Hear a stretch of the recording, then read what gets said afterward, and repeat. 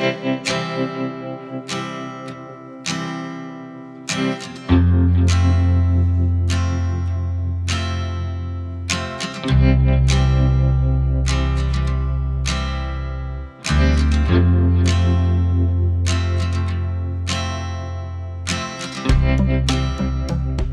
t-shirt weather. For the first time this year, we are still mid-March, just after mid-March, but today is 21 degrees. So it's a good day to just go in and have a look in some colonies, just check on how they're progressing. We're not going to do any more than that, just see how they've come out the winter. Make sure, as we always do, that they've got enough food to get them through the next week, because this is the critical bit where bees are flying and we don't want to have a deficit where they're flying and using lots of energy but they aren't able to bring it in. But things are starting to move, so we've got dandelion out, gorse out, sycamore's starting to bud up in the trees. That's a big nectar source for the bees. It's great. This is what it's all about. Business end of the season, and it just makes you feel so much better than, you know, shivering in waterproof jackets.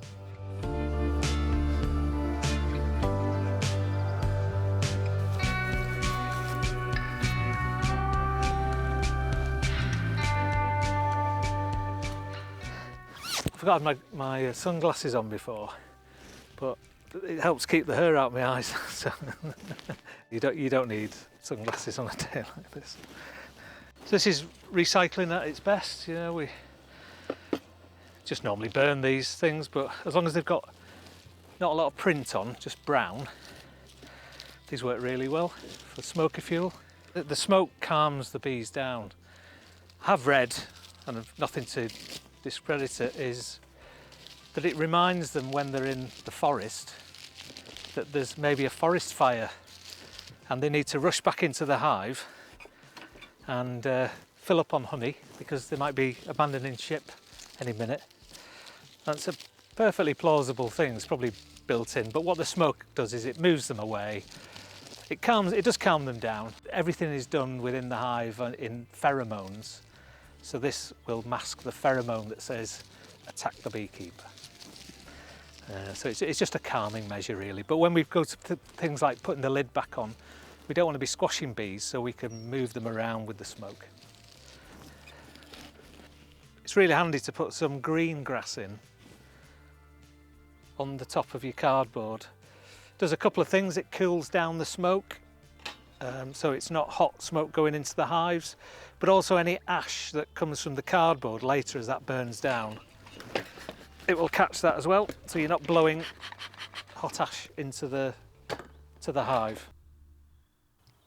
So we're just going to go into a few now, make an assessment. If they're well on, just check the stores, and then we're going to put a little pin in so that at night I can come along, the ones with the pins, close the entrances up, and then first thing in the morning before it gets too warm, go and pick those hives up and then move them out to the new site where the bees will orientate themselves to their new location.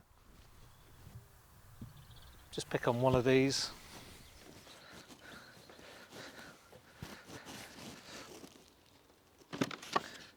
So these are our 2024 nucs. So we bred these bees back in June, July of last year.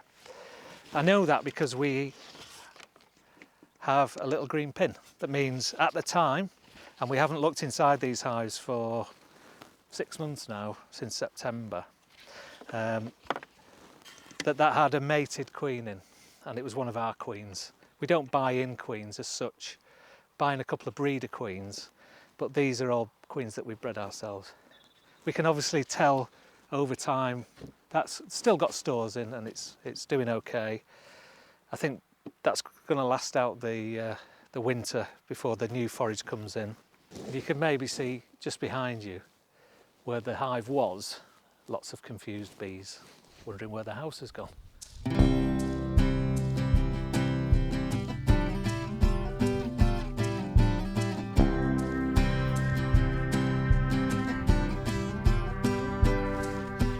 So this hasn't been opened since, as I say, September, so the frames will be sticky and we just lots of creaking, and so we're just going to give them a a little bit of smoke on, and then put the lid back on, so let the smoke do its thing. Plenty of bees on the underside, just checking that the queen isn't one of them, which she's not. And we're clearing these bits of wax off as well as we go, just tidying up the hive. Some bees do have a propensity to create wax everywhere, and it's not a particularly good trait. These have been very light. I'm really pleased with how little wax they've produced to glue things together, so that's good. And looking down, we can see that there are actually 5 seams of bees, lots and lots of bees in here, which is good at this time of year. They've created a little bit of comb between the frames, not too much. And I can see in this corner they've got stores, but they're a nice chilled out colony. When we moved our hand across, they're not immediately coming up to attack us or investigate. So that's a good trait. All the frames are pushed to this side, so we're going to try and give ourselves a little bit of room. It's a bit like Tai Chi at this point in time. You have to be very, very careful. And it's worth it because the queen could be on any one of these frames. When we pull things out, not rattling things around, that'll get the bees excited, but also just pull everything vertically up slowly so we're not rolling the queen. And there's a nice first frame, nice amount of stores still left. So the queen isn't on this frame, so we're okay to put it just to one side. Now it gets a little bit easier. There's the queen. She's unmarked in this hive, which means she could have actually been superseded from the queen that we put in, but she looks pretty much like ours. Sometimes the bees will rub off the paint, certainly over winter. Imagine all the literally hundreds of thousands of interactions of the bees just moving past each other. They do rub paint off sometimes. So we'll just put her back into the hive. She's nice and chilled.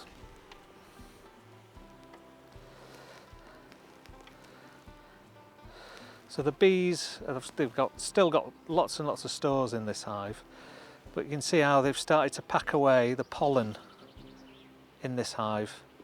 There's a bee there just with its pollen baskets full. Yellow pollen, that's probably dandelion at this time of year.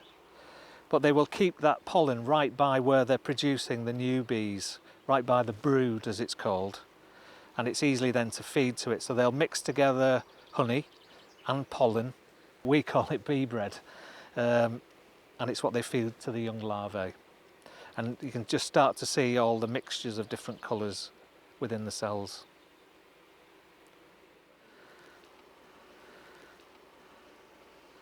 Now we're moving into the nest, and we can see some sort of biscuit coloured cells which have been capped over.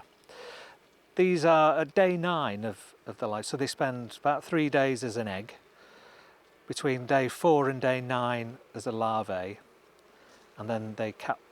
There's pheromones that tell the bees that at day 9 they're ready to be capped over, and that's where they will pupate. So these are the young bees under here, and if you look just on the outside you can see the larvae and maybe even some eggs.